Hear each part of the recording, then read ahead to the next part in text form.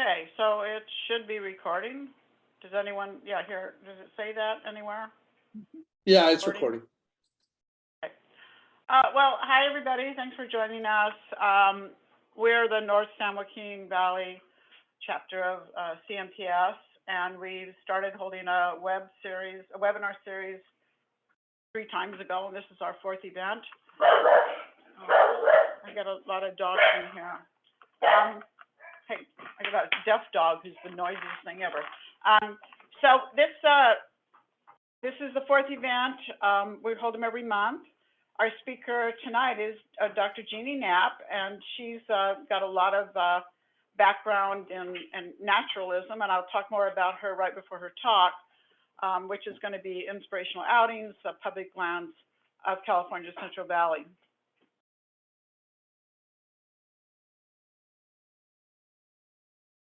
So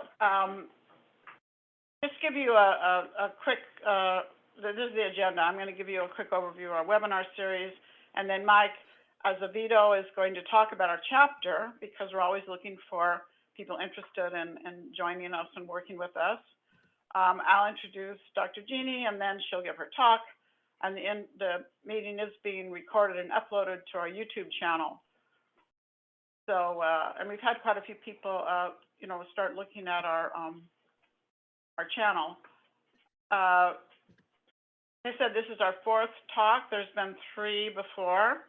You can go to our channel and watch them. Biodiversity and the California Native Plant Gardener, reliable California native plants for a garden with no irrigation, planting and growing a California native plant garden, and today, Inspirational Outings. Yeah. Could everybody mute, please? Next month is Basic Botany of our favorite California wildflowers by Dr. Andy Gardner. And March 13th is Arranging California Native Plants and Bouquets, Garlands, and Wreaths. So you can go find out more about these on our Facebook page and sign up there. This is our YouTube channel. Write it down. At NSJV_CMPS or North San Joaquin Valley.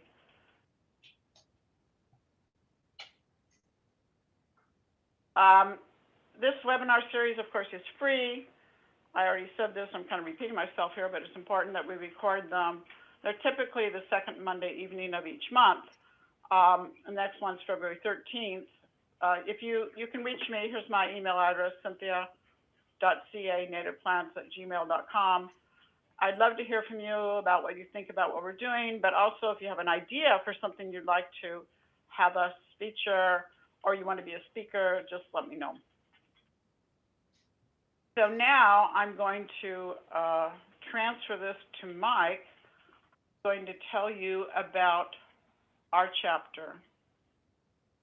Okay, thank you. And before I forget, Jean has volunteered to take questions as we go. I think the best way, since we don't have, I don't see the way to put your hand up in there, is to go ahead and put your question in chat.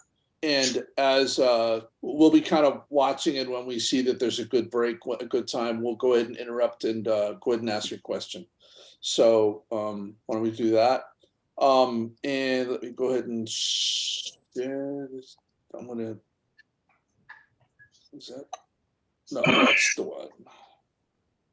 Okay, everybody can see the screen.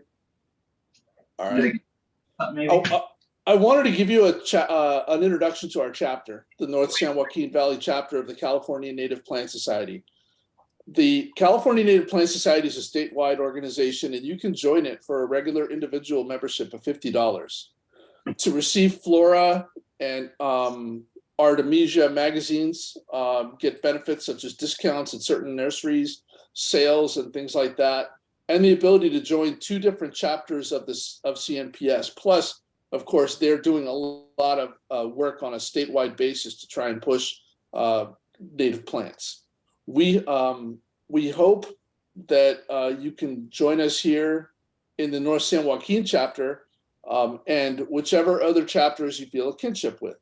I said the membership was $50, but there are lower dues for people who have reduced incomes and higher membership levels, for those who are able to help the organization more financially.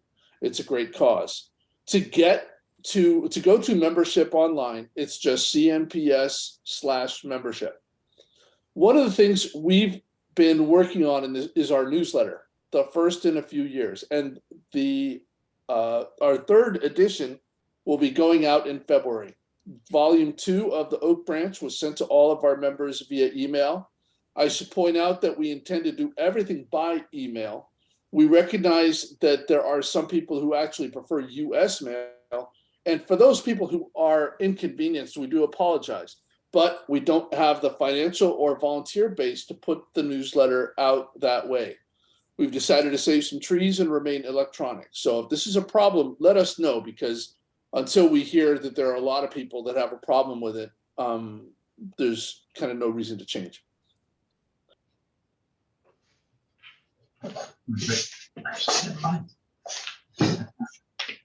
My new knee pads to try out.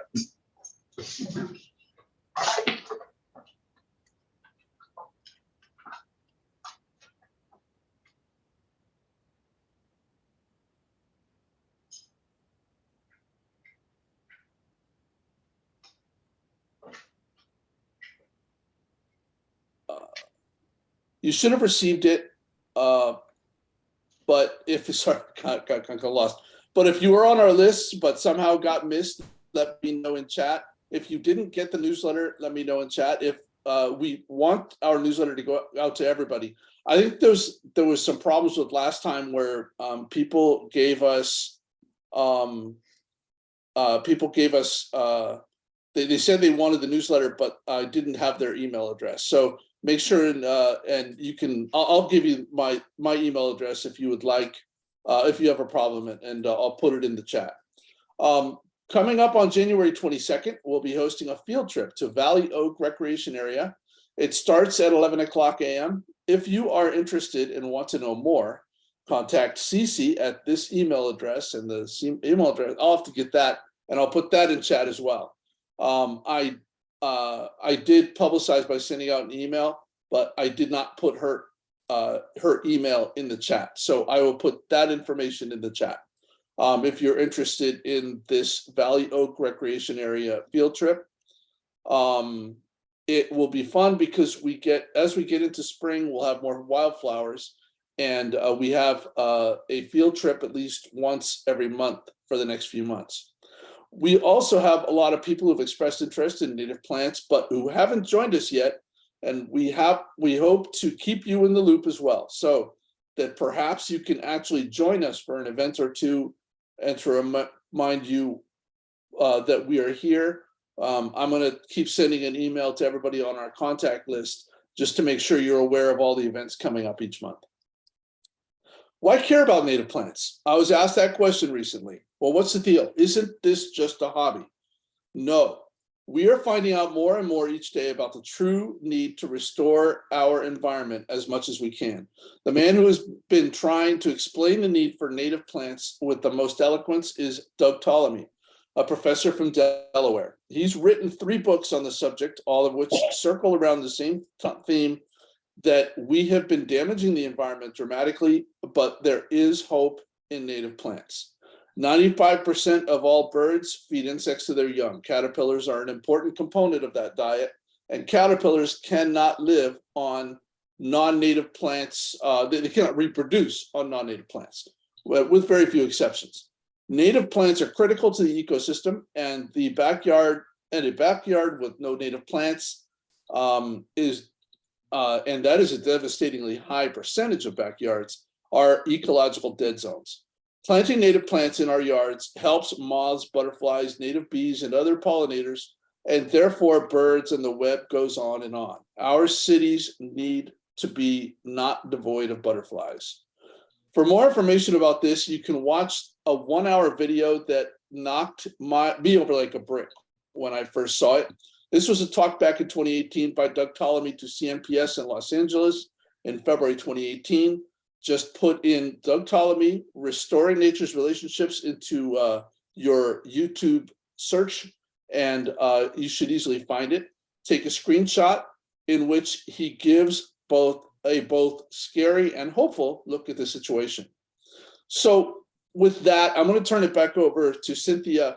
I will be in chat for those with questions or comments. And by the way, Doug Ptolemy is giving a talk actually coming up on the 11th. So I'll put that information in chat as well. All right. And by the way, if you gave me your email previously and told me, I think it was the last time, I think I may have missed some people. Tell me again if you need the newsletter and I'll go ahead and send it to you this time. I promise. Okay. Jean, I guess you're up.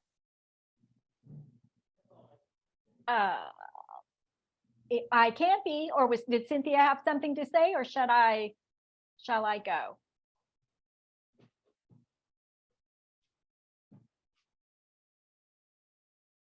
I think you're up. You think I'm up? All right. So I'm going to share my screen. Nope. Oh, that looks like Cynthia's screen. Is Cynthia trying there?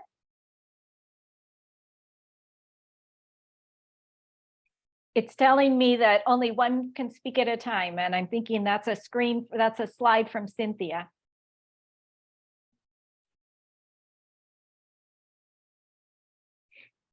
But I don't. Sorry, everyone. I accidentally muted myself. This is Cynthia. So hold on a second. Like I said, we're kind of new to this. All right, there I am. Okay, so I just want to introduce our speaker, Dr. Jeannie Knapp, and she's involved in a lot of things. I actually met her when I took the California Naturalist class, which was sponsored by Four Rivers Natural History Association, and it was absolutely fantastic. You guys, and I got my certificate. I should hold it up, but I mean, it was just an amazing course where it was both on Zoom, and then we had field trips, which is, as you'll find out, Jeannie knows a ton about where to go to see the wilds. So this is, she's joyfully committed to community partnerships, and that's really true. She really likes all these organizations to work together and to help them work together. And there's really a lot of different organizations that are trying to, bring work on the environment.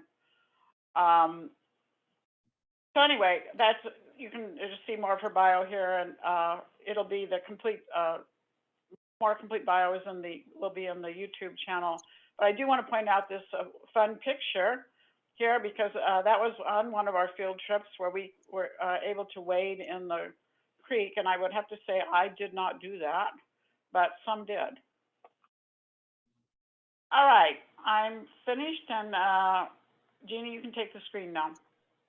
All right.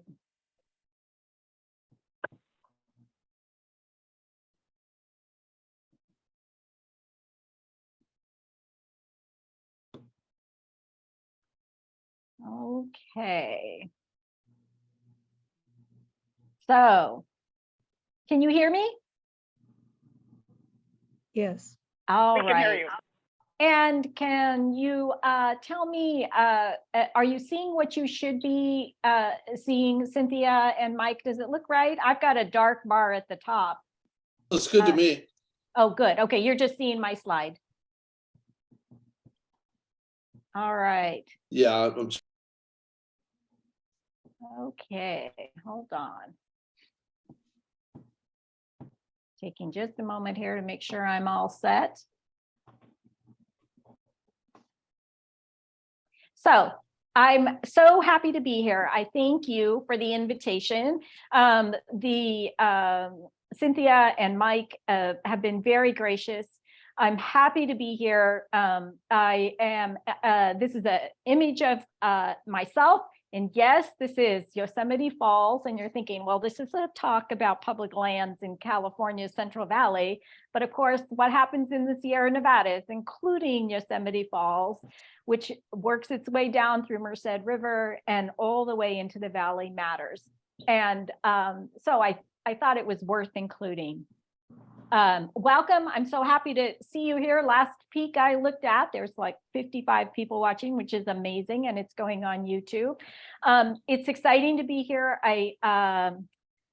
And grateful to have the chance to share some of these amazing places and spaces in the Central Valley. And also I'm really most interested in the public lands of California and those partners of all that come in all forms, individuals, but also public entities, private entities, agencies, nonprofits, far and wide, that partner up to make these public lands possible and amazing places to be. So these last few slides that you've seen, this is lupin, of these lovely flowers, is from La Loma Native Garden in Modesto, which is part of the North San Joaquin Valley chapter's activities. I know Cynthia's super active with what's happening there. It is an amazing place. And these are some pictures that some images that I took in about a year ago in spring, and they are amazing. One of my first disclaimers will be, I am not a native plant expert. I love them. I totally get it. And I'm learning, just putting this slide together, putting this PowerPoint together, I learned more about them.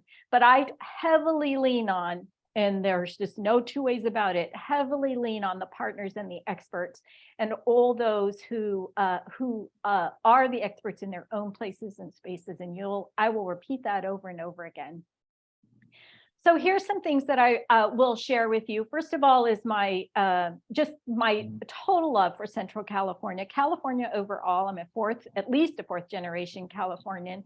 My family has that I'm aware of are all from Central California, from the Sierra Nevadas all the way to the Central Coast. And I was very privileged to be able to grow up with people who lived close to the land, hunting, fishing, camping, the outdoor places and spaces. My grandmother and grandfather had a little house over at the Central Coast, but we lived very much out in places and spaces. And from that, I only now realize how important that was. And so part of what I do now is work really hard to help people find connections to our public lands, places and spaces, not the big, pricey, expensive ones, but the ones that our tax dollars, thank you very much, and your donation dollars, thank you very much, make possible, and your volunteer work, thank you very much, make possible, because it's those connections from little ones. And of course, that's how lots of us started, I'm sure, from little ones all the way up to those of us that are older, reconnecting with those outdoor places and spaces that we know actually will make us better humans. So this is me, actually. I got to do parking duty at an outdoor event at one of the refuges somewhere, and it was lovely. Here's also another lupin.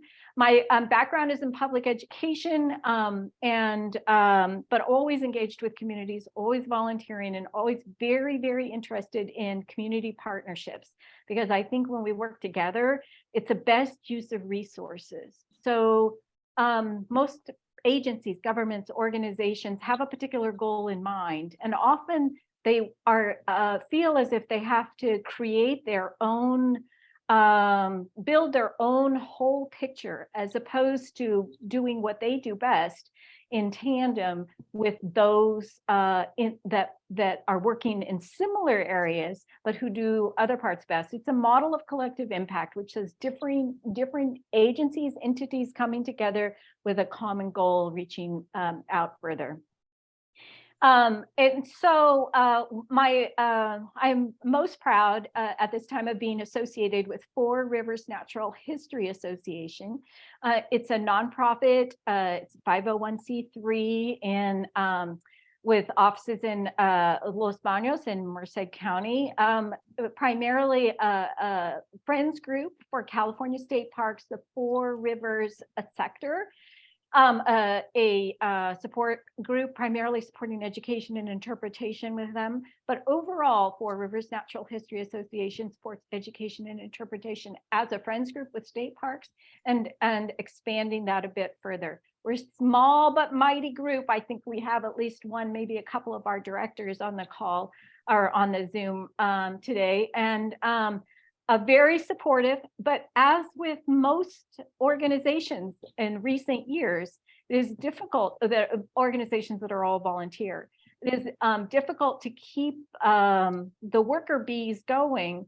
And often we are a very similar appearing group in that we are in a particular generation and we all have similar backgrounds. And so we need to diversify that. We all agree. So working on projects that help that happen is important.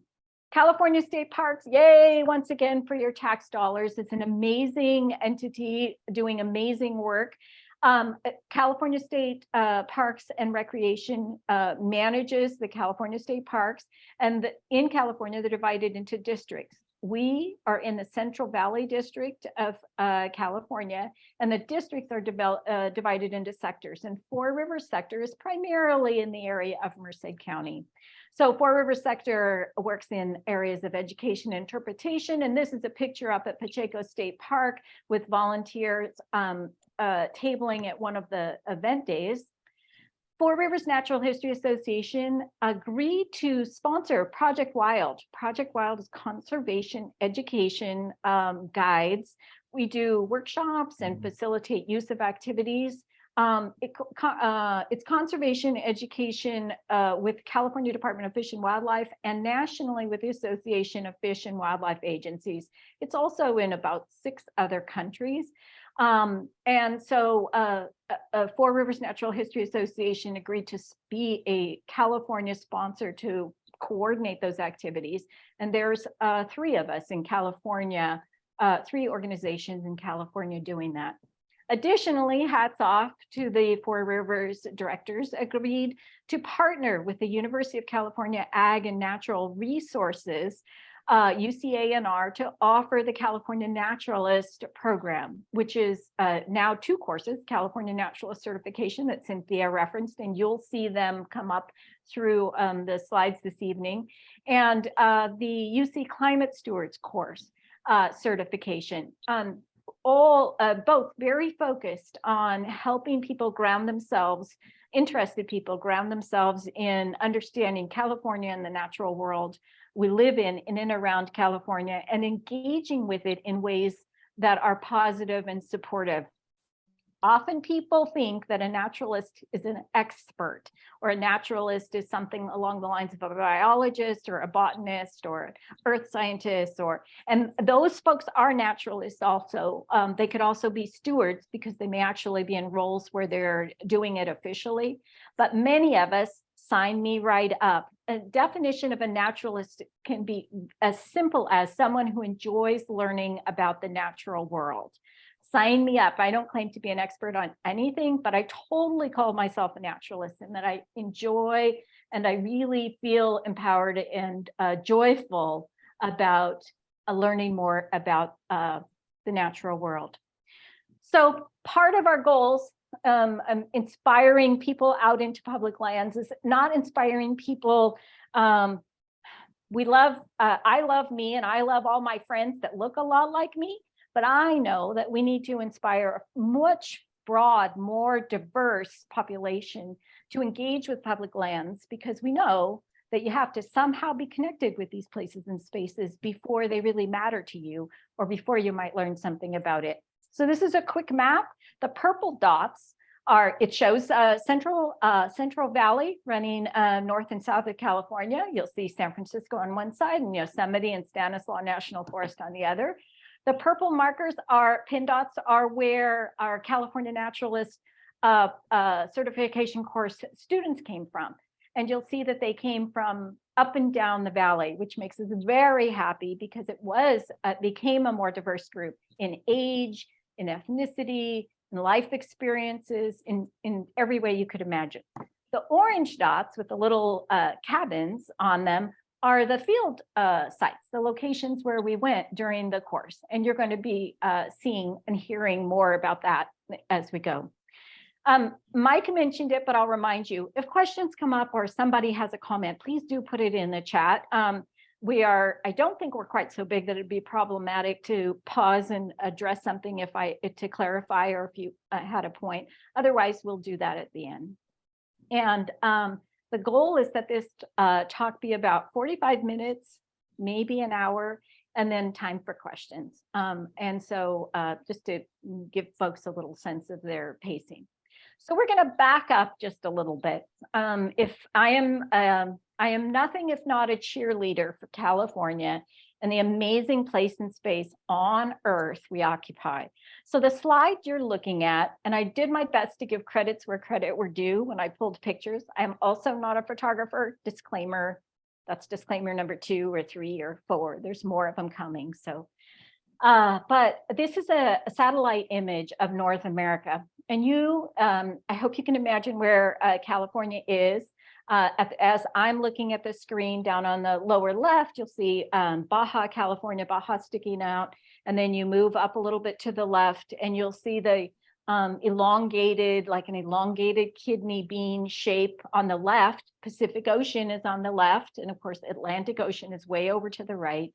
California is on that edge. And what I love about this image is we are special. We live in such a special place because of where in part, because of where we are on Earth. So we happen to be on the western side of a huge continental mass. We also happen to be north of the equator, but not so far that we're in snow all the time. Those white patches, that's Greenland up there.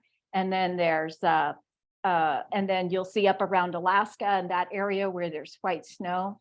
We're in a Goldilocks kind of place with regard to positioning on Earth, with regard to the ocean, being close to the Pacific Ocean, and water temperatures.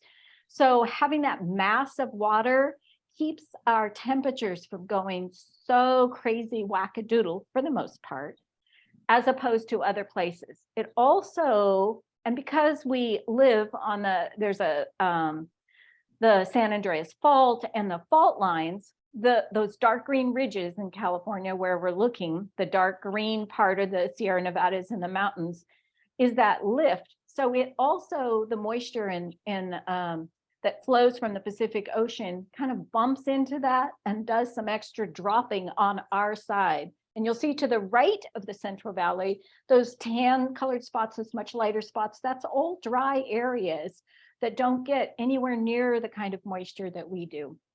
You'll see the East Coast looks very different. But the idea is, the bottom line for this is that we live in such a special place in space because of our place on Earth. And Arvind Kumar, I believe, was the first speaker. And first speaker, second speaker in this series. If you have not looked at those, it's well worth going back and watching each one of those speakers. He referenced this idea about how special we are.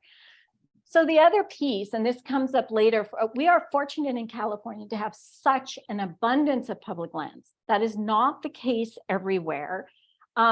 This is, again, a satellite image of North America, and this has to do with our lighting, and lighting matters for creatures of all type. But what I wanted you to notice in this image, it's very similar to the other one, except it's a night image and shows lighting, is that we look at populated areas. So those of us living in the Western United States, from this other end, you'll see that the light is much less. There's just fewer people. It's much more dispersed.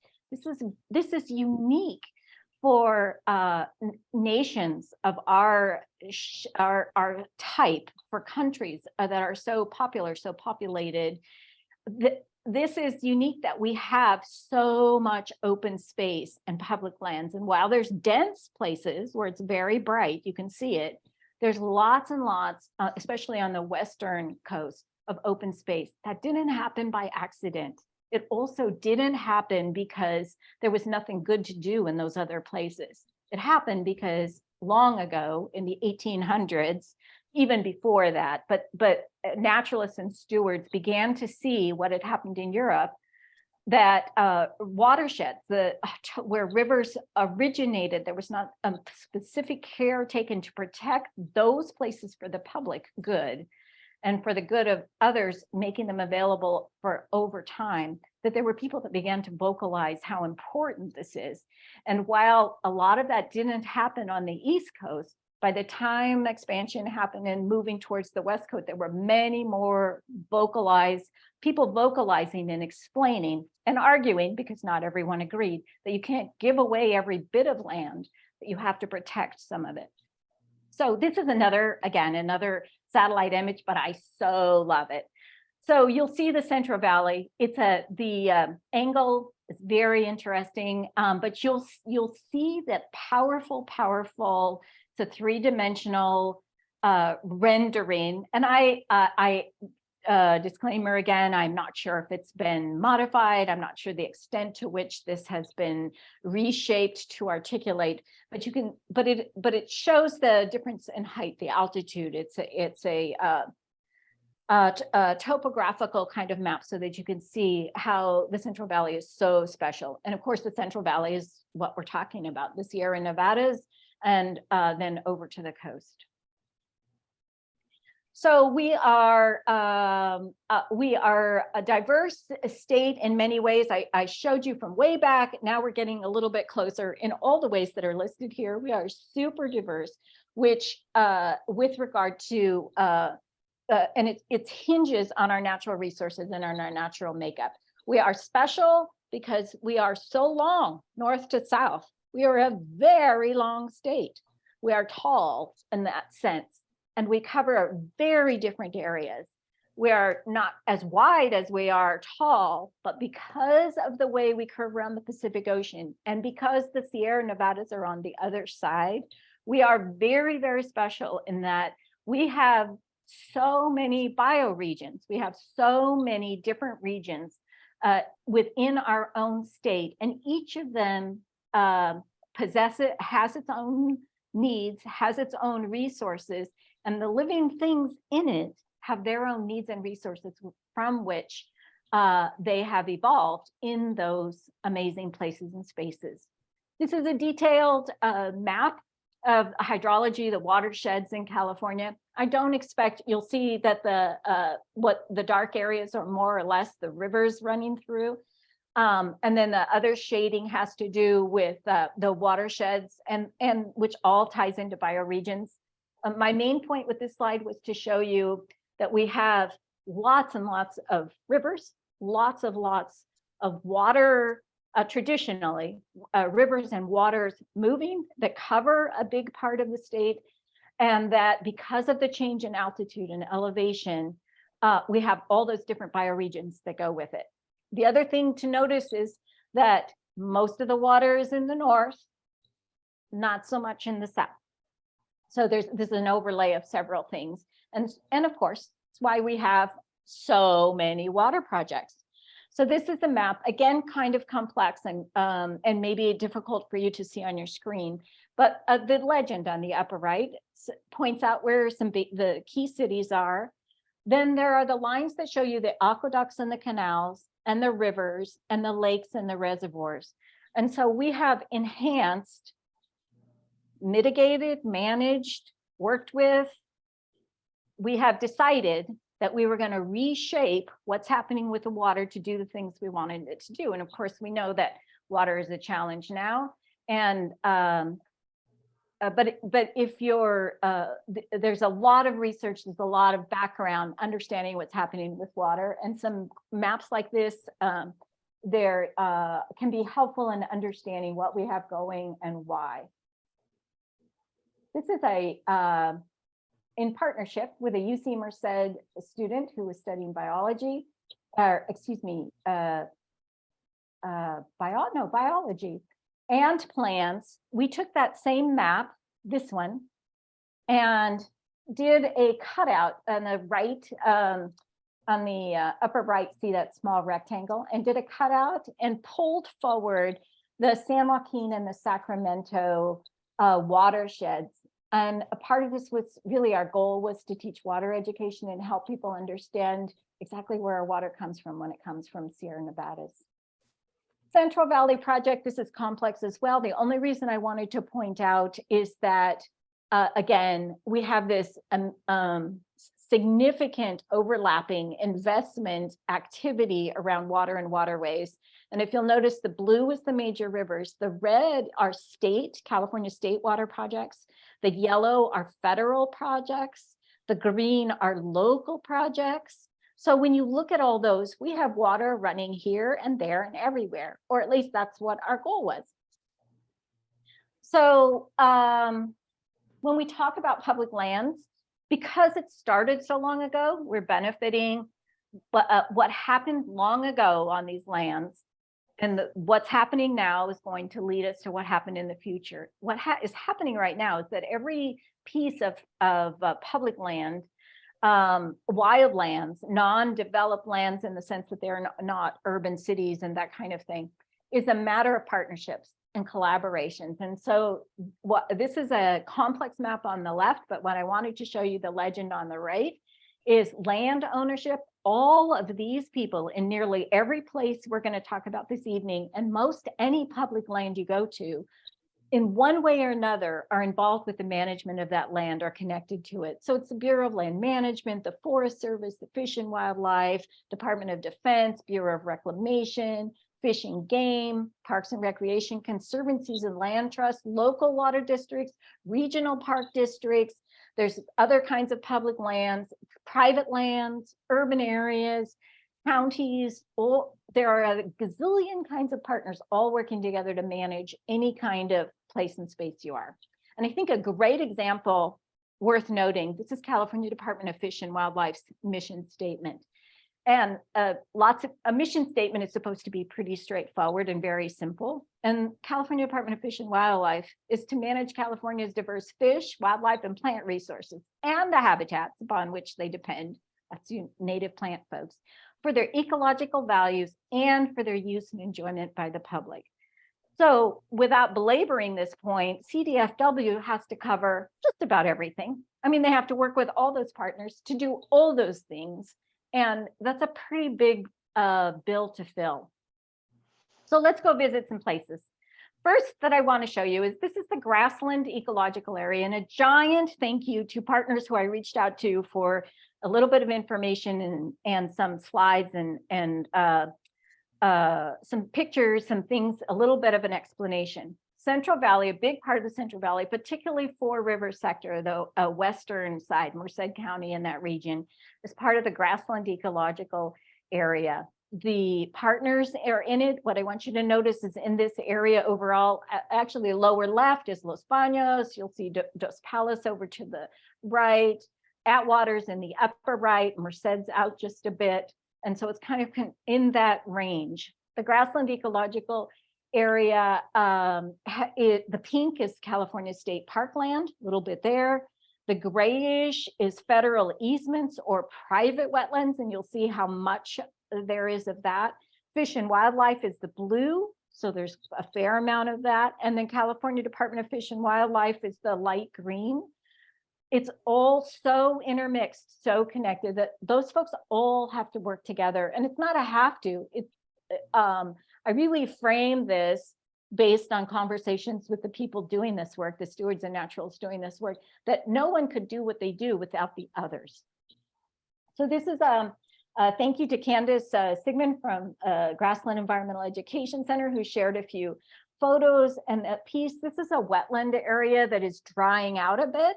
And you'll see some of the grasses, the native grasses. I am not a native plant expert, so unless someone has told me the name of it specifically, I'm just going to glaze right over it like, oh, well, we all know that anyway. I don't need to identify it because I'm sure we all know exactly what it is. But this is a pond and wetland area. In talking to Madeline Yancey with San Luis National Wildlife Refuge, she and Candace have also reinforced that our wetlands allotments for water, every drop of water in California is spoken for. There are no extra drops of water. And also there are no natural wetlands.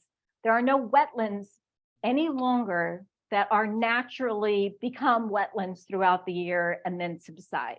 There's no place of space like that in California, despite amazing efforts.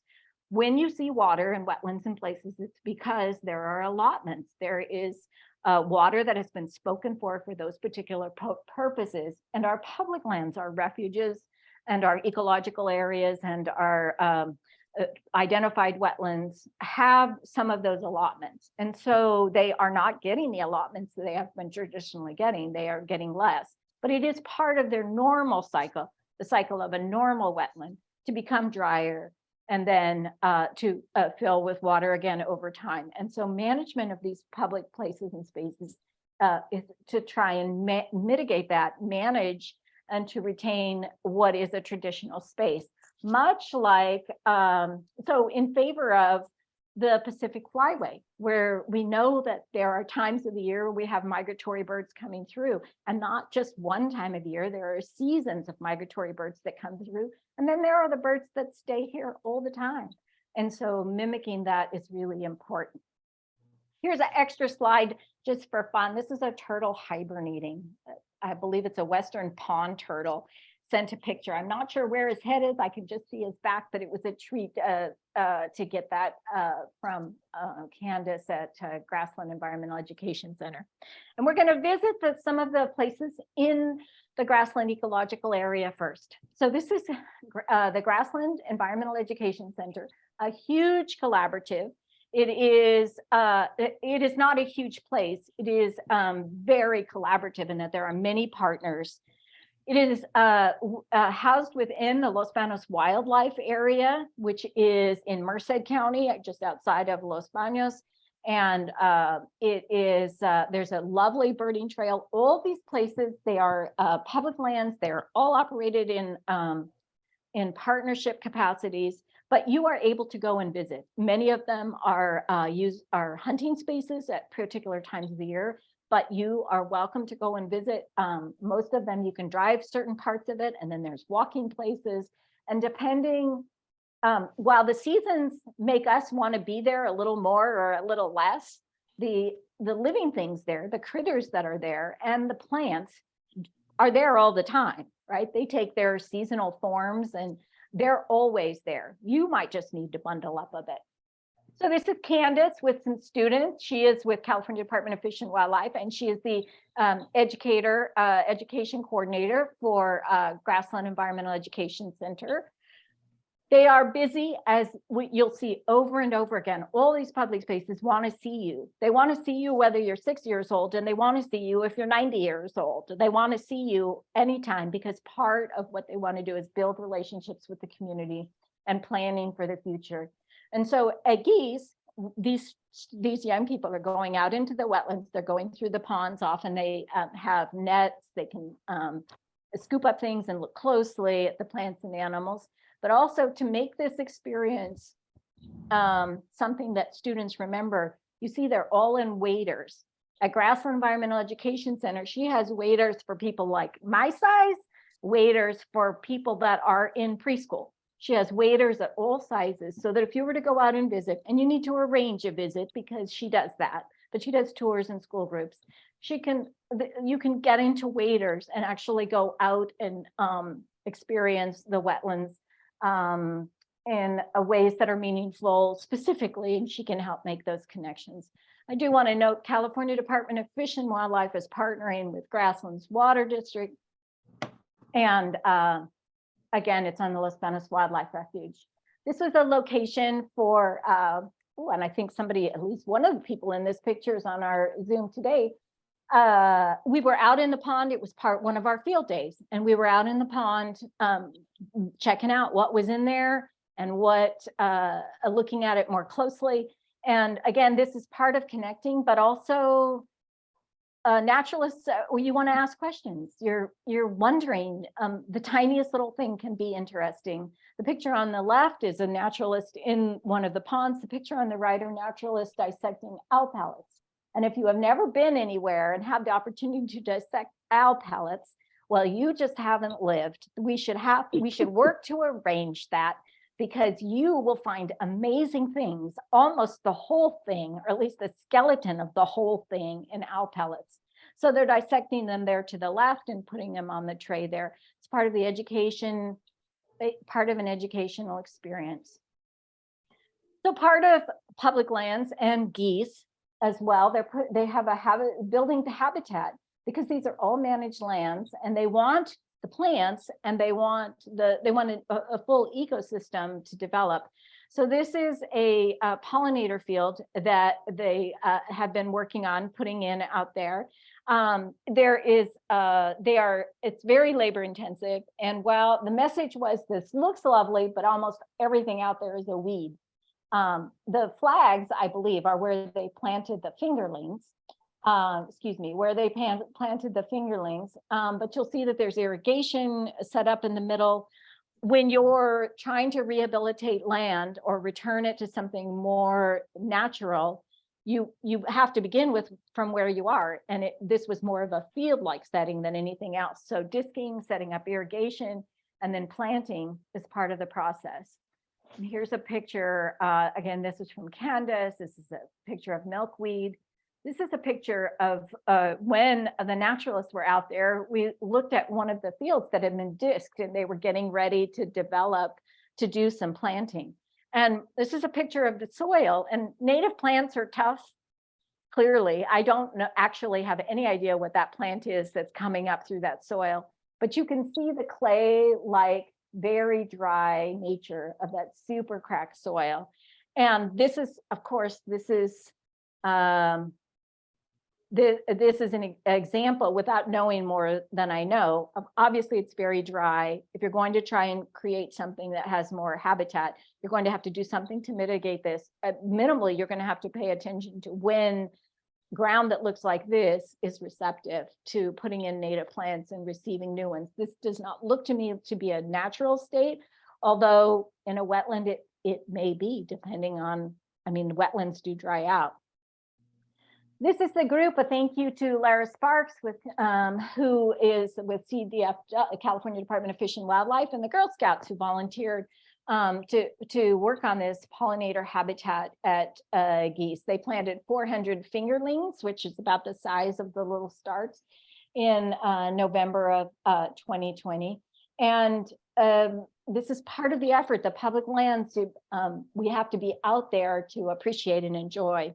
And here is, I do not have any idea what the flower is, and I don't have any idea what the bee is, but Angela Laws with the Xerxes Society, who studies insects and encourages people to think about planting and ecosystems around them, says that, reminds us that planting native plants can be particularly rewarding, because almost immediately you start getting insects, bugs and insects of some sort. And so the payoff can be very quick. It's not like it takes 5 years for anybody to show up. Bugs will start showing up for you right away, one way or another. And this is the fun picture Cynthia had in the early part. This is Victoria, and this is Roe, and with the California Naturalist Program. Good times can be had out there in those amazing places. So also out in the grassland ecological area are the Great Valley grasslands. And here's an image of some vernal pools out in Great Valley grasslands. And without going into too much detail, because I have a speaker I would like to highly recommend for vernal pools. Vernal pools are different in different places and spaces. So Great Valley grasslands is part of California State Parks.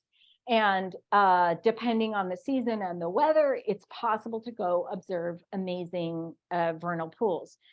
When we were arranging the California Naturalist course, we were doing the planning in the fall, and the question was, well, we're not sure if we're going to get any rain, because if you don't get enough rain, and they estimated that by the time it was the end of December, they'd have an idea if the vernal pools had charged.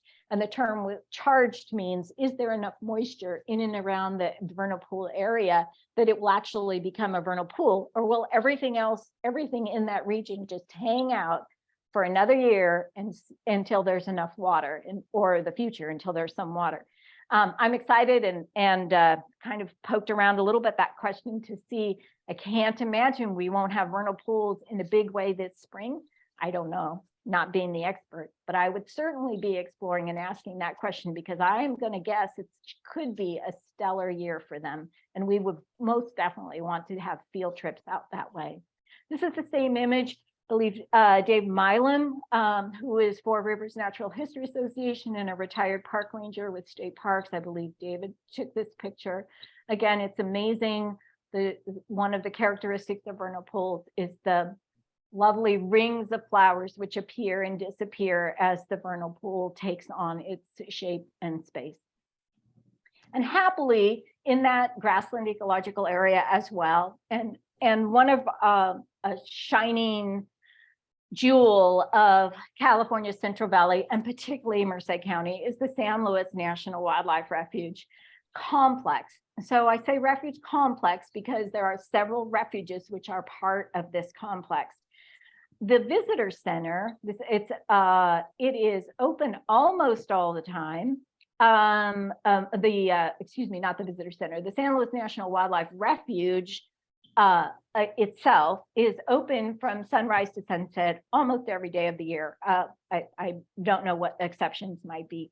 The visitor center is open as regularly as they can manage it, and it is a beautiful visitor center with a place to watch the tule elk. There's a herd of tule elk, and the story of the care and the care and restoration, trying to bring back a population. This is an endemic species population of tule elk into California, and particularly California Central Valley. The home for that work is at the San Luis National Wildlife Refuge. The visitor center is the newest visitor center of refuges in the United States. It is beautiful. It's a LEED certified building with a classroom and places to look outdoors, and a room, a natural history museum embedded within it, and staff, as I'll speak about her more later, Madeline Yancey, one of the staff, and there are several others who are there to make sure you have an amazing experience and answer your questions. And again, one of the big questions, one of the big pieces is, this is a lovely place, and we should always, keeping it this way is really wonderful. And in talking to Madeline, preparing for this presentation, it's worth emphasizing that people still have the impression that these are wild places and that they just happen to look like this, and they put restrooms there and picnic tables so that we can come and enjoy it. And the reality is that every inch of all of these public lands is really very much managed by stewards and naturalists through partnerships, public, private, nonprofit, and individuals, to make sure that it is as healthy an ecosystem as possible and still a place that we can visit. So the tule elk herd, when we were there with California naturalists, there's a little bit of our picture. Kristen Langner's in the middle, and she is the biologist, large mammal biologist, who is the grand champion of tule elk in California. She is amazing to speak to if you ever have the opportunity. And by the way, for those of you that are planners or planning a trip or have a group, even a smaller group or a family gathering, where your goal is we're all going to get a hotel somewhere and this is what we're going to do when we get together, it is just not that difficult to arrange to have her as a speaker, to meet in the classroom and get some basic information, and then be out on the grounds and hear some amazing stories about tule elk. And they'll come up again when we talk about the San Luis Recreation Area, but this is the originating herd. I believe she said somewhere around 40 animals in this enclosure, which is right outside the visitor center, is ideal. At the point we were there were, I don't know, maybe 70. So they were getting ready to relocate. These are an endemic species, and they relocate some to genetic diversity is key, because tule elk went down to just a very few specimens, and they were held onto, they were protected. Those very few were protected by a rancher until the scientists had come around. And now the population is growing beautifully because it's cared for, but genetic diversity is key. So managing this habitat for plants is key, but also relocating and moving the herds around, because of course you can only have so many in one place in space, is important as well. And so Kristen is an amazing resource. It is an amazing story of how natural ecosystems evolved with balance.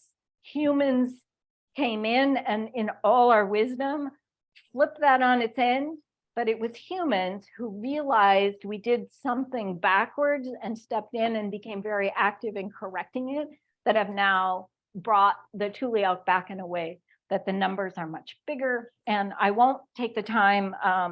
They are dispersed. There are some in the South Valley. There's some up at San Luis Wildlife Refuge. There are some out at Point Reyes, and there's a challenge out there, which Kristen explained very clearly, and we won't take the time for tonight, but it's a very interesting conversation about partnerships and the difficulties, the problems they can solve and the difficulties they can cause. And so, so it's a success story in many ways. San Luis National Wildlife Refuge has a gazillion things going on, a gazillion. Kristen Langner's on the right. On the left is Fumika Takahashi. She is a wildlife biologist. And while she is showing, I can't remember the name of the bird she's holding in her hand, we visited with her about the riparian brush rabbit. She had been doing research about the riparian brush rabbit, which is an amazing story of restoration of 8 miles of riparian area for these endemic brush rabbit that live very close to the river and have a very small range and specific needs, and the population was deteriorating, getting smaller and smaller as their habitats were reducing over time.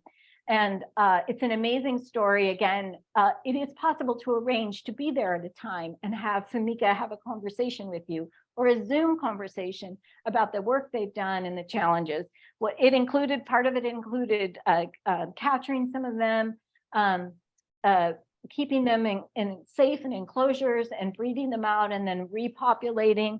And even because, you know, we're in California and there are droughts, and then we have very wet times, and the riparian brush rabbits, these tiny souls trying to make it. One of my favorite, when I was reviewing my notes, is they created bunny mounds. So in the restoration of this habitat along the riparian area, they built up some areas so that when it did flood, the riparian brush rabbits would go to the bunny mounds because they'd keep going up higher. They couldn't go too far, but they'd go up higher to get out of the water.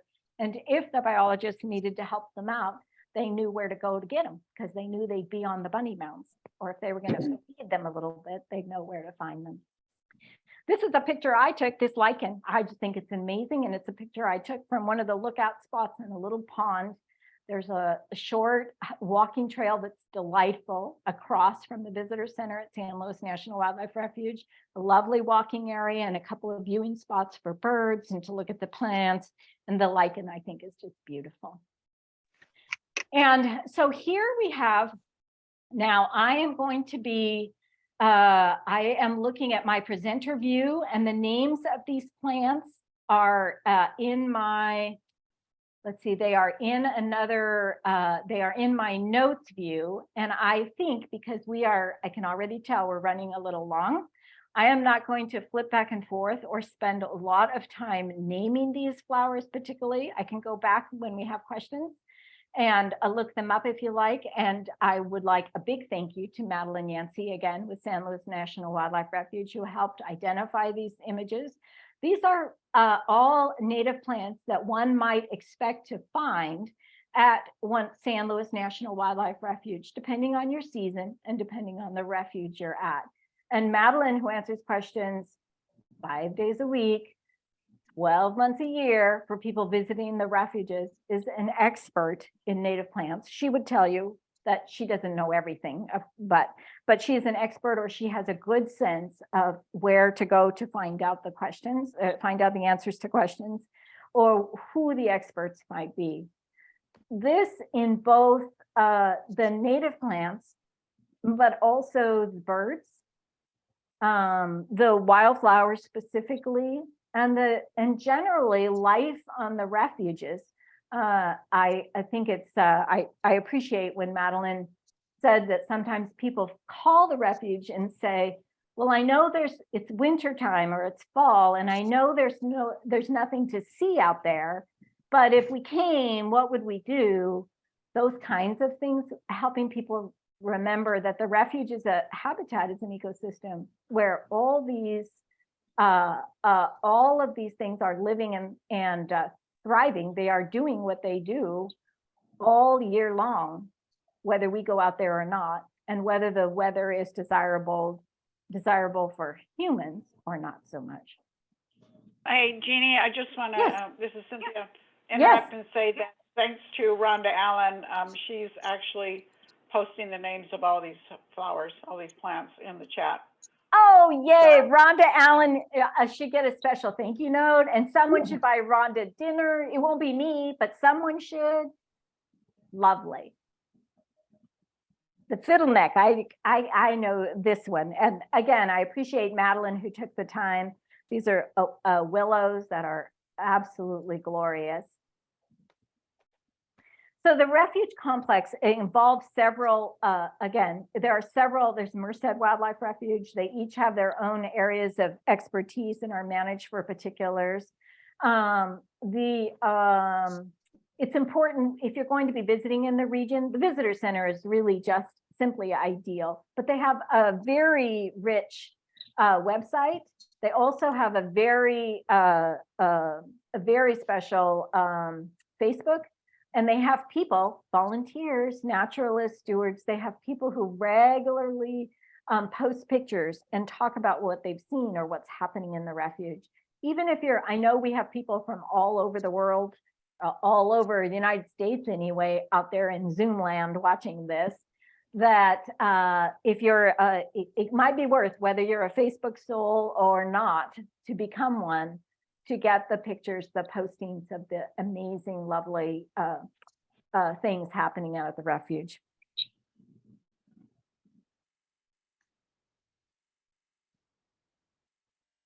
When we were planning for this, there are the Tule Elk enclosure is very near the visitor center. And if you're going to visit to see the Tule Elk, there is a driving tour. You can only do it through a driving tour that goes around the enclosure and brings you back around the circle. There are many other, there's several other driving trails. And then there's places you can get out and walk around as well.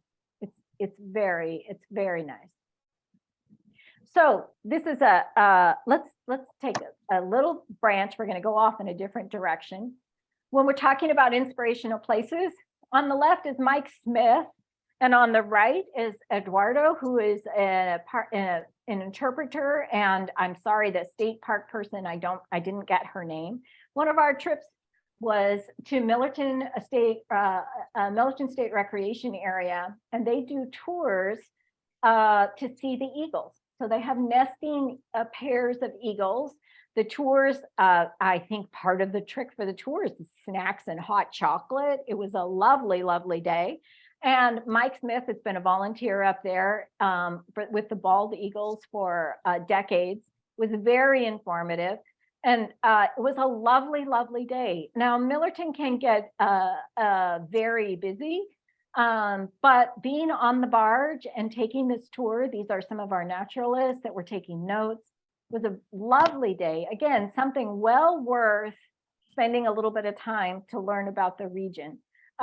He, of course, had stories about the trees that the bald eagles prefer, what's happening in the region. And the Millerton Lake is created by Friant Dam, which is just above Fresno, and it is where the San Joaquin River drops from the foothills into the valley. So it's a very key location. California State Parks, again, we are part of the Central Valley District, and Four Rivers Natural History Association Four Rivers sector is one sector. There are two other sectors in the Central Valley District. This is Columbia State Historic Park. It's a replica of an old mining town, has a theater, and the state park has its own hotel. The hotel is right there that the public can rent. I think it's less about native plants and the flora and fauna and more focused on gold mining or the gold rush period, but it is a lovely place to visit. Nice restaurants if you want to eat, but picnic tables. Also, up in that direction is Calaveras Big Trees, which is part of a different sector, but an amazing place to visit as well. And I'm not going to elaborate on that, but they are amazing. They are part of your public lands and spaces, and they are well prepared for visitors. This is actually a picture of my car map that is covers a large part of Four Rivers sector. In the lower left, just want to contextualize again where we are. On the lower left, you'll see Pacheco SP, that's Pacheco State Park, and then the reservoir, San Luis Reservoir, and I-5 running north from there.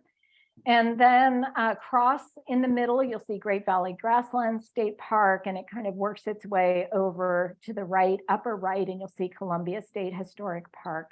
And so Four Rivers sector is largely in this region that you see on this map. And so we're going to go to Pacheco State Park now.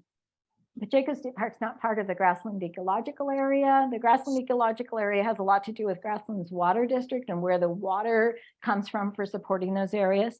Pacheco State Park has is a lovely, lovely place to visit with a couple of caveats. So it has a great human history. It's a state park that has its own funding source because the woman who owned the land said, I will give it to you. I want people to use it, but I don't want the state of California to have anything to do with the money. So I'm not giving you any money, but I will give you the land, but I'm going to decide how the money is handled. And she put in wind turbines. She had those put in,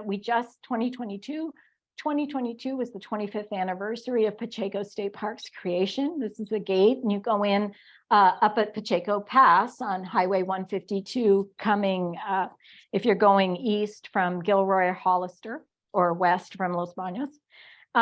It is not a large park, but it is a lovely park, and it is a basic park. There are ramadas in this area. We are actually near a small parking lot in this image, and there's a trail that goes straight up and over that hill, and there's trails that go to the left and to the right. This is springtime. So in springtime, there are 2-3 months in springtime, early spring, where it is glorious. It is glorious and green, and the wildflowers are abundant. And we're going to see a little bit more of that. It's because it's up at the top of the pass, and because where it is in California and where we are, once the rain stops, it dries up. It dries up pretty quick and gets very brown. It doesn't all die, but it dries up and can be very warm and can be very windy. But and if that doesn't bother you, it's lovely, lovely hiking. The wind turbines are in the backcountry, and so you may see them at places, but you're not normally walking around them. This is a drier time of year at Pacheco State Park, and this is a parking lot that there are horseback riders who frequent and use it very well. But hikers there's plenty of space for everybody. I actually haven't heard complaining of the groups not meeting with having challenges meeting. California State Parks, Four Rivers sector, again, the rangers are all about education. This is Lee Sensenbaugh with a group that we brought up and talking about the quagga mussels, invasive species. This is the old adobe, Paula Faccio, the person who gifted us with Pacheco State Park. Her family adobe was in the valley, actually the dam there, it's the BF Sisk Dam at the San Luis Reservoir. The government, the federal government, in essence, took the land and said, we need to put a dam here. And that's why she had moved this old adobe, had to move it up to where Pacheco State Park in that direction, because her land had been taken for the San Luis Reservoir and the purpose of that dam. It did not make it. There's video, actually, this happened long ago. There's video, it did not make it. It almost made it, and then it crumbled on a turn. But the old adobe is up there for part of that story.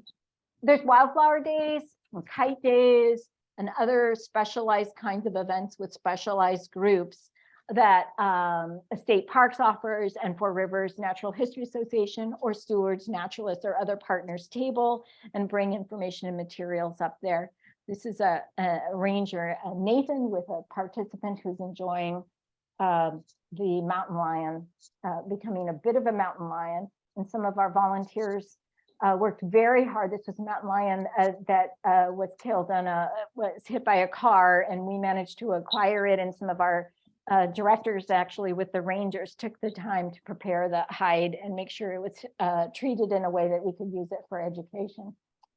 This is what the hill, this was last year, Pacheco State Park's 25th anniversary, and in spring, and you'll see the hills are drying a little bit there, but it's part of a group going out. In the forefront there, we have 3 champions. Second hat from the left, John Fulton. I think we probably have Dan Nelson, and then Dave Milam on the right. You'll hear a little more about Dave. These are folks that spent their whole lives hiking up there, their whole professional careers, and some even before that. And so they are very knowledgeable about the places and spaces and stories. The hiking trails, again, are amazing. They're very straightforward, very simple. Some a little steeper than others, but nothing so complex that you couldn't go as far as you're comfortable and double back. And you'll see that the wildflowers are amazing. The native plants can be amazing. This is David Milam. He's champion retired ranger, and is very knowledgeable about the birds and the native plants in the area, and continues to regularly hike and visit, and is very much the expert. And you'll see that this is him with a picture of the highest point on at Pacheco State Park. Again, and David's, these are such agreeable folks. They are stewards, they are naturalists who are so interested in having other people out and about. Four Rivers Natural History Association has this small guide, self-guided springtime hiking loop with Pacheco State Park. Dave Milam put it together. You can, at the Gonzaga, the administration office, you can pick one up. It does a great job of taking you step by step across the hike, and a little descriptor of what you might see depending on when you're there. Some information. This is miner's lettuce, and a little background information on the miner's lettuce. Beautiful images in the back of the insects and the flowers, or the mammals, the amphibians that you might see, and you might find that useful. And again, it's at the administration office on Gonzaga Road, and it will be on the website. You can also Google it or email Cynthia or myself, and we can make sure that you have a way of accessing it. And then David also, through Four Rivers, put together Wildflowers at Pacheco State Park. And this is really a guide of just all the wildflowers. These are his pictures, Wildflowers at Pacheco State Park, that one can expect to see visiting. Renee Sousa. Hey, Jeannie, this is Cynthia again. So you only have 15 more minutes. So I don't know if you want to kind of wind up and let people ask some questions or whatever. Okay, let me take another 5 minutes to go through what I've got here, and then we'll do questions. Cynthia, will you tell me when my 5 minutes is up? Yes. All right, thanks. So these are, again, some turtles up at one of the ponds. Renee Souza, one of the park aides, takes photographs. Poppies in the front, and you'll see off to the distance in the right are wind turbines, some of the original wind turbines. It's an oak, some lovely landscapes. This is a picture from above. Those are the ramadas I referenced, and over to the left is the parking lot. And Highway 152 is would be off in the distance, not very far. San Luis Reservoir is created with BF6 Dam and the O'Neill forebay. There's another little dam there, and the forebay is alongside the aqueduct. The water in San Luis Reservoir primarily comes from being pumped out of the aqueduct into the forebay, up into the reservoir, and then that water generates electricity when it is released and rushes back into the forebay. So that area is a nexus for wind, water energy, maybe soon to be solar energy as well. It's a whole piece in and of itself. This is San Luis Creek, the recreation area around the reservoir, the Fore Bay. Springtime, it's lovely. This is a group hiking. Another one, the eucalyptus trees are beautiful. Picnic tables. There's a beach area, lifeguards in the summer, lots of ramadas, picnic tables, and grass that's maintained. So long view distance of the wind turbines. Most all of those are going to be taken down. And I think about 40 will replace them, 40 that are about 100 feet taller, and will generate a lot more income. So that's part of the process at play. Tule elk were up there. When we were there with California Naturalists, the word was there were about 1,000 tule elk running around back there in 20 to 22 herds. UC Merced vernal pools, we visited the UC Merced vernal pools and grassland reserve with California Naturalists. It is up in the foothills alongside UC Merced. This is Joy Boucher, who is the director. It is a special place. There's some tracks up there. It is part of the UC University of California Nature Reserve System. That is worth looking up if you have not explored it at all. It is, they are up and down the state. It is its own reserve system for research and education, and generally public access with some planning. Mammal burrows. This was a term Joy Boucher used when we were up there. I'd never heard that term before. I just figured they were holes, but she referred to them as mammal burrows because there's many mammals that use that. We looked up close. This is part of our group that was up there. It was a lovely day. The grasses caught my eye, the motion of the grasses. There's so much to see with vernal pools. Again, they're all very different. The vernal pools up there are much different than those in the valley. And there was plenty to see looking far away. Okay, Jeannie, time's up. Okay. Oh, wait, no, you have like 2 more minutes. I'm sorry, I interrupted you a little early. No, it's perfect. So participant projects, the past I appreciate because it brought us to the future. We have what we have because people have worked together with public of all types and places. And I'm optimistic and inspired by the future with some of the partners who have an eye in that direction right now. This is a picture, this is a ground squirrel. Dr. Jennifer Cooper with CSU Stanislaus doing ground squirrel research at San Luis National Wildlife Refuge.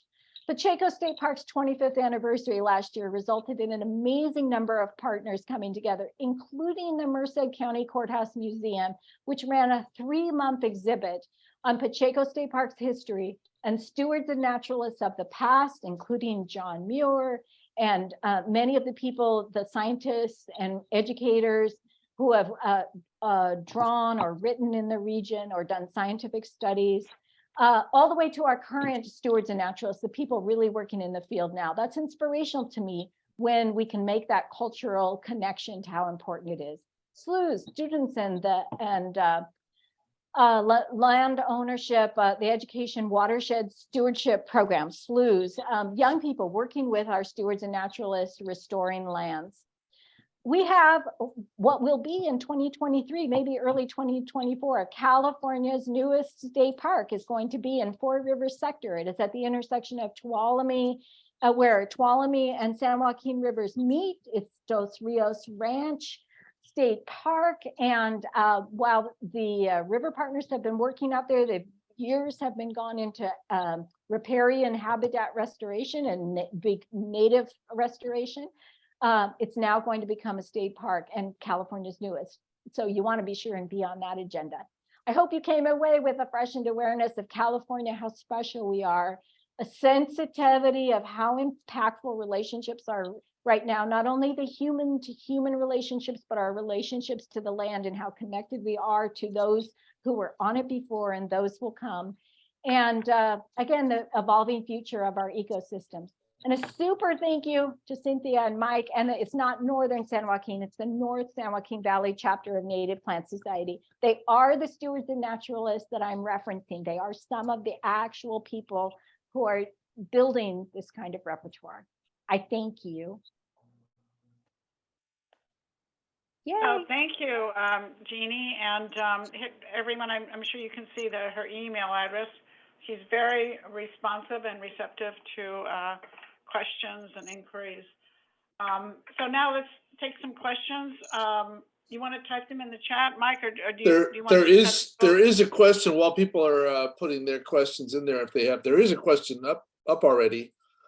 Stephanie asked, are there any restoration work days that members of a local nonprofit organization could volunteer for? Yay! Well, I'll tell you, I don't have any in mind at this moment, but what would be ideal is if you have some idea where you want to go, then you could reach out to me or Cynthia, and we'll connect with you, figure out where you might like to go, and make sure that you can access who is managing, if it's at San Luis National Wildlife Refuge, or if it's at Grasslands, or if it's at a state park. And then we put you in connection with the people there that have projects going. They welcome engagement. They have full-time paid people who their whole job is engaging the community and other people in those projects. So there certainly is someone somewhere, depending on what your goals are. And I actually have a question myself. You had talked about the temporary wetlands and things like that, and said that there was really nothing like that in California. But I know that, for example, the UC Merced vernal pools and things like that you actually mentioned. So I misunderstood something. What was it that we don't have in California, or we don't have anymore in terms of temporary wetlands? So the idea that that the traditional idea of wetlands, I back up to just about every drop of water in California is accounted for one way or another. So the natural systems that were in place 200 years ago, that where the snowpack was high, it melted, the San Joaquin River ran from the foothills all the way through the Delta and out in the San Francisco Bay, those systems are no longer in place. Everything is now managed, more or less, the flow of that water, and increasingly so with the drought. Let's see. I hope that's clarifying. No, Mike, I just want to point out, when I was in this class, and I think it was at the San Luis Refuge, where I mean, they have tons of pumps and everything there, and that was when I was learned what she's saying, which is none of this is natural anymore. It's all restoring what used to be natural. There's like no natural wetlands or any of this in the valley anymore, right? Right, Jeannie? Well, I think there's always what I would say is that we have touched every place in space, and particularly in California, particularly with water, the idea that there is much of a free-flowing, public lands kind of place, that it's not an accurate reflection of what's happening in California overall. And and that is my impression after speaking to partners across. So I encourage you, if that just doesn't ring true, go forth and visit your places and spaces and ask them. But there's many stories about how we're trying to restore floodplains. We've gone a long ways trying to keep rivers from ever flooding outside their boundaries. And now the big effort is to restore floodplains, because we realize there's such an ecological value to it. And it's so much more efficient than trying to block rivers, even when there's torrential rains, that kind of thing. Someone was asking about the, I know Cynthia already responded to them, but if you want to say it out loud, Cynthia, the recording is going to be available. Oh yeah, right. We everything is recorded, and we put it in our YouTube channel at NSJV, North San Joaquin Valley _CMPS on YouTube. So you can go there and watch it again and again and again. And the first three are also recorded. I would also say that the first, one of the speakers, Dr. Krasnitsky, who has pictures, shares pictures and images of 20 years of native plants growing in his yard and why he would replant some and not others. And I'm sorry, Bill, the Oakdale Nursery, what was his name? Carl. Excuse me. Carl Hill. Carl Hill. The first one is Christoph Kozinski. Yes. And his talk was, California garden with no irrigation, which was very interesting. Amazing. And then, yeah. And Carl Carl Hill of the Oakdale Native Plant Nursery, again, about gardening. And for those of you who are all interested in native plants, but a bit concerned about how fussy they might be or the difficulties, Carl Hill did a great job of talking about this should be pleasant, this should be enjoyable. And there are choices you can make that make sense, that are much more tried and true than other choices, and that connecting with people who have done this and can make it a much more pleasant experience. And that's what they're looking for. Just a very joyful, very excellent speakers. And George joined us late, so he didn't hear the first time somebody asked you about the ceanothus behind you. Oh, I'm sorry. One of my disclaimers. I don't know which one, but the La Loma Native Garden in Modesto on Encina in Modesto, that was taken, I took it about a year ago at the gardens, and they were amazing. The lupin and it was amazing, but I don't know. You might have to ask a native plant expert. It's not me. Hey, Rhonda, sounds like that's a question that only you would know. Do you know what the ceanothus is behind her that she took at the at La Loma? Yay, Rhonda. Let's see if she's around still. And thank you.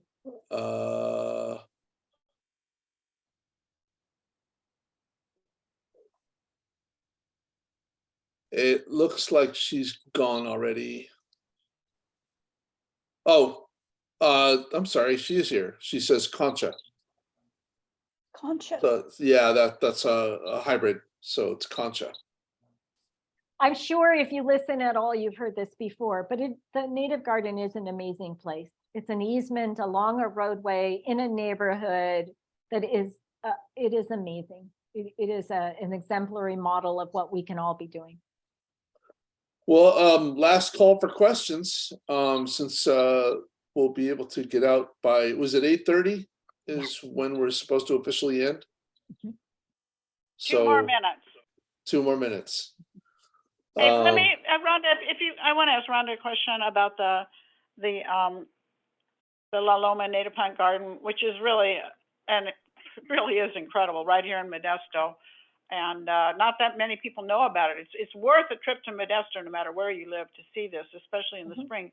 But Rhonda, how many different species or cultivars of ceanothus do you have in the garden?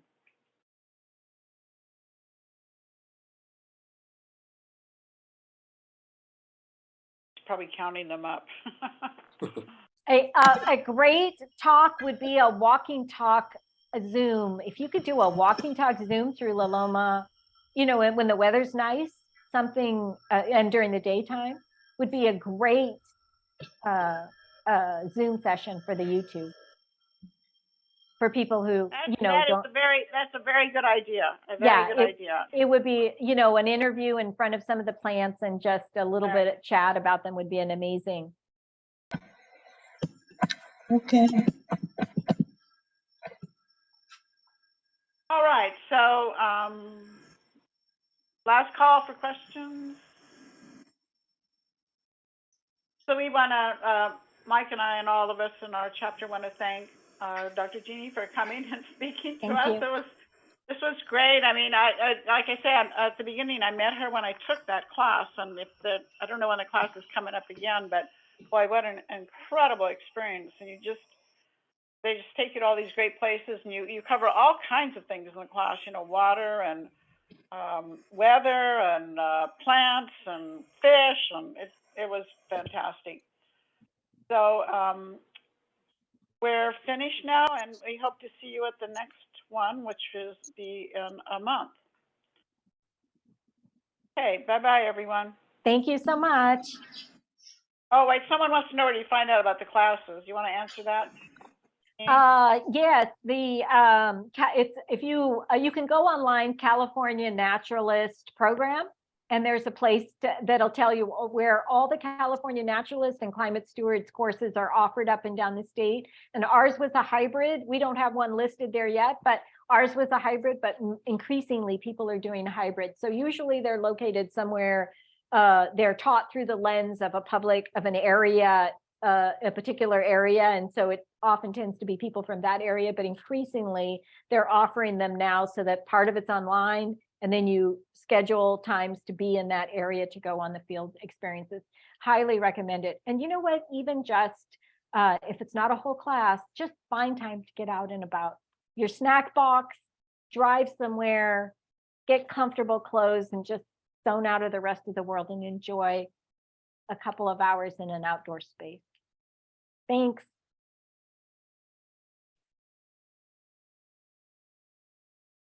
Okay.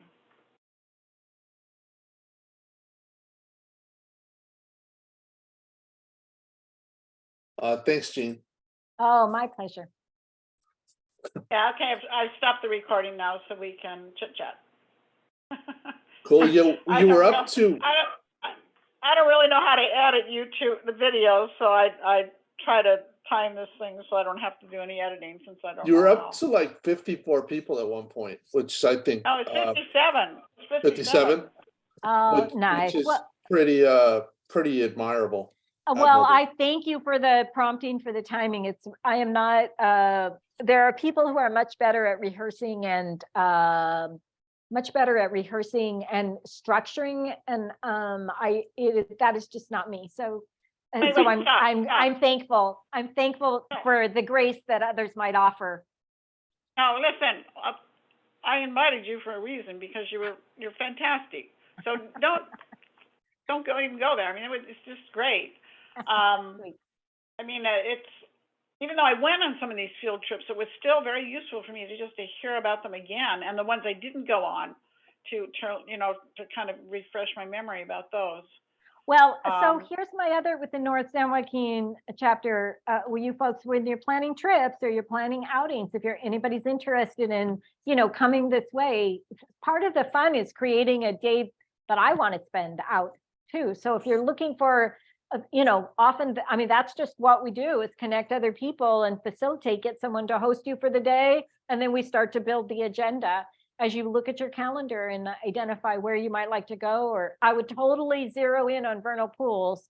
We've talked about with Madeline, and we've talked about it even with Joy Boucher up at UC Merced, spending a day where we even do like 3 different kinds of vernal pools, or maybe 2 different kinds of vernal pools in a day, where in the morning we're in one place and then we break and then travel to the next one. So you can see the differences, the underlying, the geomorphic structure, the underlying pieces of them are different, so that the critters and the plants and things are different from them.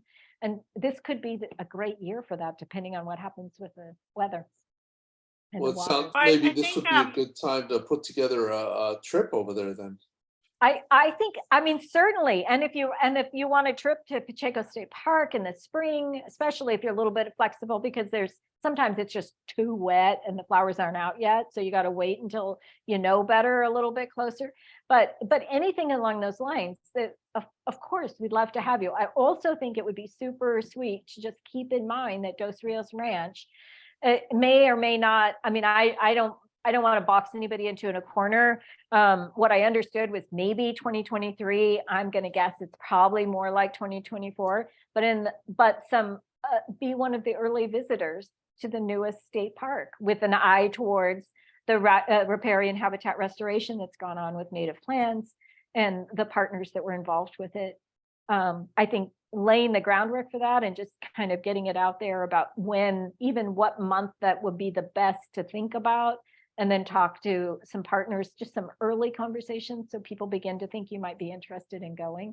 I would very much like to see that happen in tandem with, we could even partner up California naturalists, make it a field day for naturalists in tandem with the North San Joaquin Valley chapter of the Native Plant Society. Maybe we team up and do it.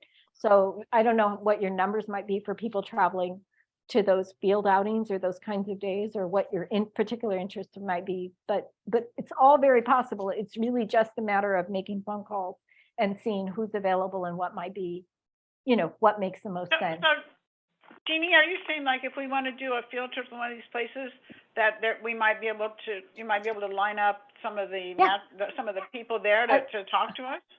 Yeah. No, it would be, I would say it would, I would imagine it would be very much the same as what we did on the other field days, depending on what you were looking for sure. Oh my gosh, I mean, those were amazing, the people you Wait. got to speak to us, the woman, So- you know, about the Tule elk and all that. Oh, wow. So this is part of what, and I don't think I always convey it well, and I'm not sure that people always realize it, that those things don't cost money unless you're charging, you know, the caveat comes, if you're trying to make a buck off the day, that these public lands can't really help you generate income. But what they can do is if you're providing an educational trip, if you're Yeah. educating people and giving people that opportunity, they are happy to host you, provide you with the space, help you get the speakers, help you set the agenda. I mean, and there's no costs involved to any of it. You get yourself there and bring your own business, whatever you're going to snack and that kind of thing. But and that's really with California Naturalists, it was the same thing. We really didn't pay people. We just reached out to people who this is what they do, and they love to share what they do. I'd be happy to. I mean, that's one of my favorite things. It's like they're fun because I want to be there too. Yeah, no, Mike, we should keep that in mind and talk to Cece about that because she's arranging. Yeah, our I field wish trip. she was out. She was here earlier. She jumped off apparently already. And also we actually had somebody led something to down there, I think already once. In other words, this would be a repeat event. But I You're wasn't talking able about to go. Pools, but The vernal there's pools, lots of other yes. things. No, you're right. Yeah, no, and depending on like Xerxes Society, Angela Laws was the one who spoke to us, and I think she did a Zoom. But Xerxes, Oh, right. some of the pollinator, particularly, we would totally focus, and I'll bet Carl Hill might have some idea. I also, in talking to Candace and preparing for this, is it Great Valley Seed, Great Valley Native Seeds, something, there's a company that grows native plant seeds, and it's in Merced County. And could be a great place. I couldn't really fit them into what we were doing. It didn't make sense with CalNap, but they could be a great, in theory, a speaker, or just understanding how, you know, depending on what your particular ask is. The other part is maybe a swap, a hosting day. Where's the native plant? Where's the chapter of the native plant